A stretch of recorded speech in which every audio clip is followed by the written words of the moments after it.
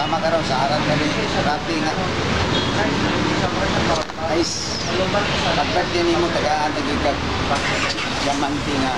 Sinising. After all, pag-maman mo lang. Sige.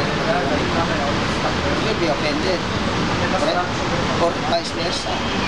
Rap. Pag-birthday mo, rap. Ayaw mo, rap. Best gift for you. Aman sa imong birthday mo lang. Just making promises. Diba? Alam mo na, hindi mo ko. Hindi mo man tayong promises na purpose. Hindi man sa nagkanig purma na. Hindi mo lang aron dili pinagmanon. Kung ang kaning ipurma kay aron inyong kumuhon. Kumanon pa. Why is it the blessing of God? And I know, kung ano yung anay, you can really expect blessing. Do you want to live?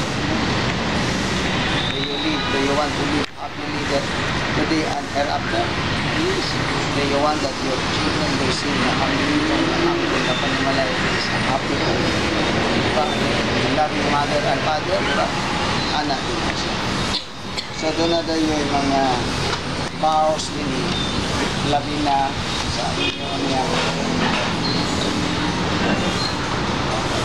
Ingon ako din i-charge for the bride and the groom. So ingon ko grabe and easy. The union in which both of you are to enter the union embodying the ideals that prescribes the love of Christ towards the church.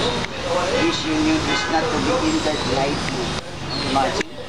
This union is not to be entered lightly. What do you mean? It means to say nga, this is a serious matter. Diba? Ano?